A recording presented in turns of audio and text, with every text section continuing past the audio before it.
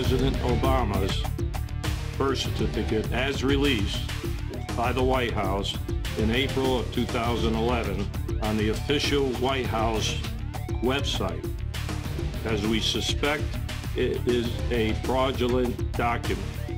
I've been puzzled at the degree to which this thing just kept on going. This continuing investigation has uncovered new information that deepens our concern that the birth certificate document is a forgery. After an official law enforcement investigation spanning over 2 years, the crimes of the greatest fraud in the history of the world are about to be revealed. These are facts that we are talking about. It's an official investigation. In 2007, MSNBC's Chris Matthews reported Obama was born in Indonesia and has an Islamic background. Then, along with the rest of the media, Matthews began mocking those seeking the truth about Obama's life narrative as birthers, including Sheriff Arpaio and his investigation. The cold case posse has worked hard, long hours, even though they were stonewalled at every turn by officials in Hawaii and U.S. government agencies. Governor Abercrombie is inconsistent in his statements. If he couldn't find him, how did it miraculously appear? The original investigation into the authenticity of Barack Obama's birth certificate has now expanded to include a second criminal investigation with resources from the Maricopa County's Sheriff's Office.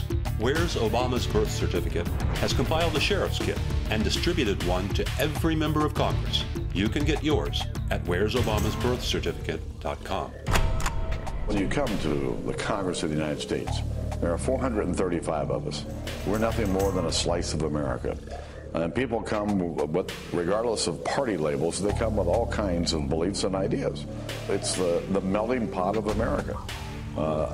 It's not up to me to tell them what to think. Do you solemnly swear or affirm that you will support and defend the Constitution of the United States against all enemies, foreign and domestic? I do.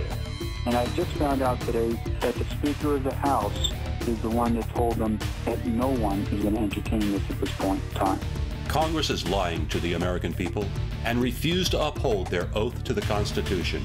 We the people, the sovereign authority of these United States, are watching the foundations of our republic be dismantled right before our eyes. From the trampling of our God-given unalienable rights to the encroachments of a government that no longer recognizes the will of the people, and the national media unabashedly intent on subverting the Constitution.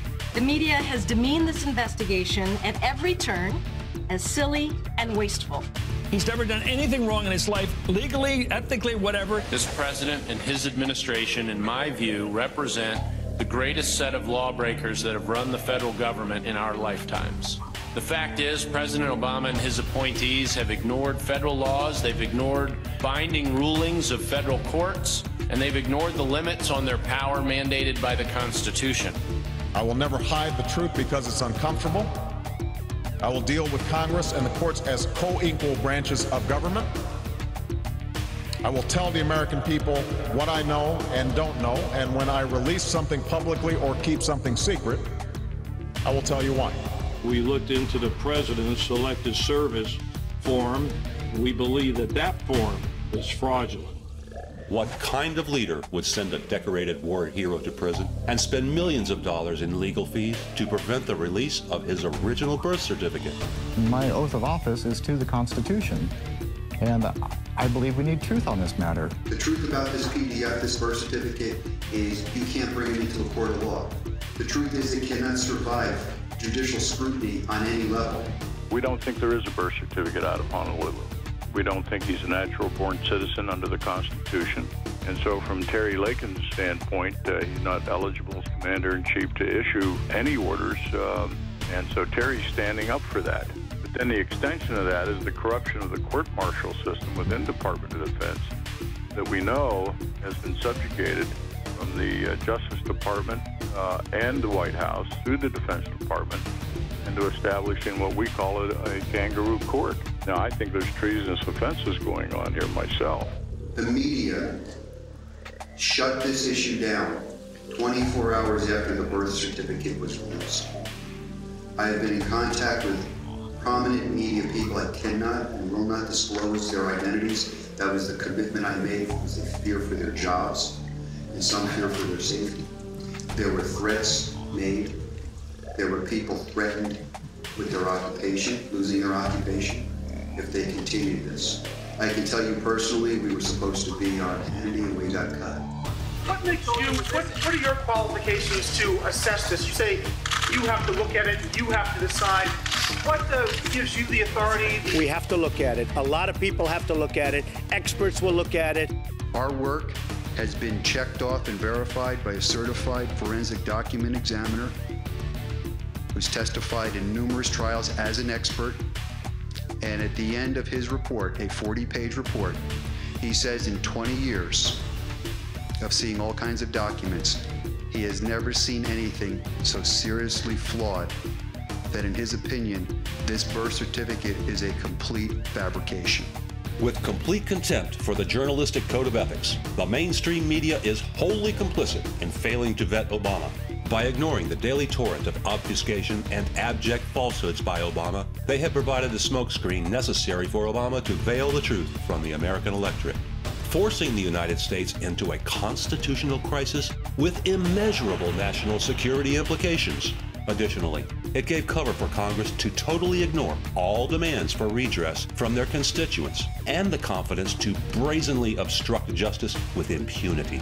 The fact that the national news media has willfully committed fraud by broadcasting deceptive reports about a known fraudulent birth certificate forever implicates them as part of a treasonous cover-up, allowing a candidate with known aliases to usurp the United States presidency and command of the armed forces during a time of war.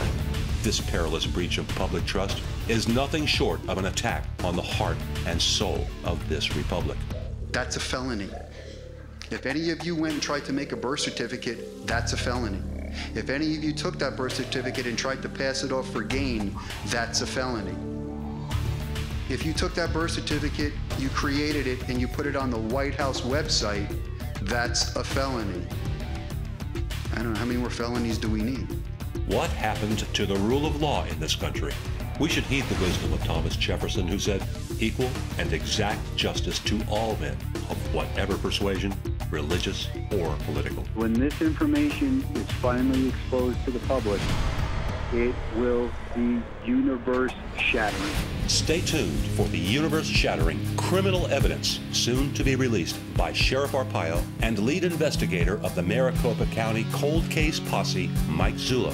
A Sheriff Kit 2 is also in the works and will be immediately available for you to deliver to your representatives in Congress.